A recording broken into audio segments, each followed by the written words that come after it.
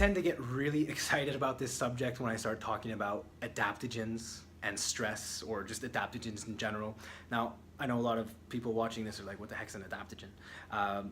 Okay, so the nutrition geek in me comes out right now at about this point where I start to explain what is an adaptogen, what does it mean to me, what does it do? Okay, so let's break it down. An adaptogen is basically a term given to a type of plant. There are about 16 or 17 known adaptogens in this world used right now. Now, I'm sure there's probably hundreds of adaptogens out there in nature that we haven't discovered yet.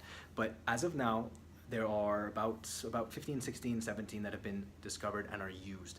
Now, here's the beautiful thing, is that many of these adaptogens have been used for thousands of years. This is not new stuff. These are plant medicine that has been used successfully through the ancient cultures. For example, the Chinese dynasty used ginseng, which is an adaptogen, to protect their soldiers against the stress of battle and to energize them and keep them focused and razor sharp. I mean, how amazing is that? The Ayurvedic medicine in the Hindu and in India, they use actually quite a lot of adaptogens. So ashwagandha they use for focus. Good timing for that stall. They used ashwagandha for virility. They used ashwagandha for stress management and for just relaxation. They also used something called holy basil, which is known in Hindi as tulsi, which is a very, very powerful adaptogen to modify your blood sugar, to reduce blood sugar, and reduce the negative impact of stress.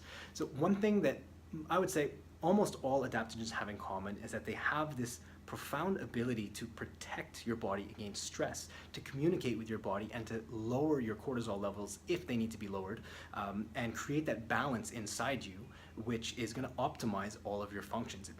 It's really like an intelligent plant that has this ability to connect with you and to give you exactly what you need and not anything that you don't.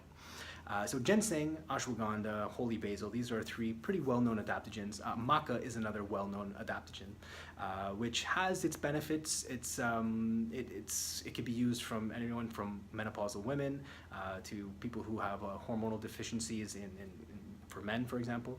It's very versatile. So adaptogens are very, very versatile. One of the most exciting ones that I've had just massive success with is rhodiola. Rhodiola rosea. It's also known as Arctic root or golden root. It's from generally like the Arctic Circle, so around Siberia. It's pretty popular. It was used by the Russians originally for athletes, and it's powerful stuff.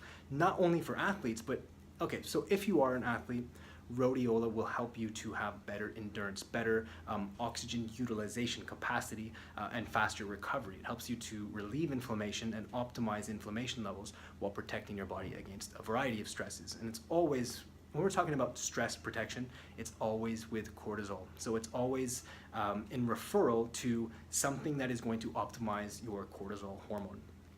Now, rhodiola has its application as well with non-athletes for people who are experiencing issues with focus or with memory. It keeps you razor sharp. It's almost like it could be classified as a nootropic, which literally means like brain enhancing. So like a metabolic product is something that's fat burning. A nootropic would be something that is brain enhancing. And it can do that through a variety of pathways. It can communicate with neurotransmitters, or it can increase oxygen to the brain. There's many ways you can classify or define a nootropic.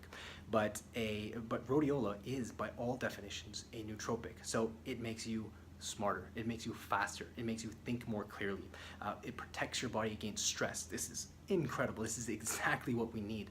And of course, I use rhodiola, ashwagandha, and holy basil for our cortisone formula, because this is what I designed it for, is to make people sharper, faster metabolism, and protect them against stress.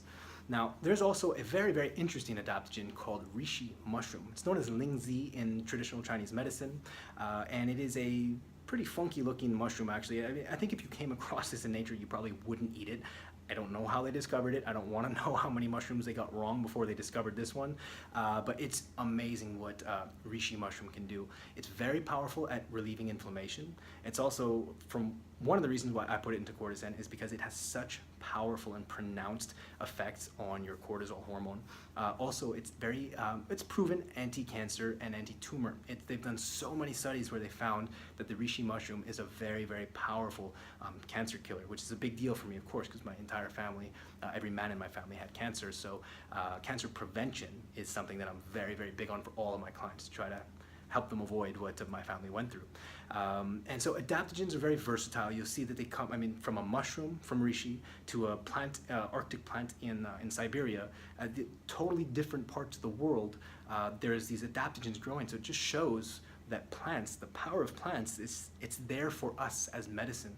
And there's also, when I was living in Brazil, we were taking a root called suma, which is known as Brazilian ginseng. So again, the Amazon has a lot of adaptogens as well. It's a very, very amazing place for powerful medicinal healing plants. But all over the world, we have access to these plants, adaptogens, and that's one thing that I've harnessed to put into the formula in Cortizen, to give you the simplest way to get the most powerful benefits from plants.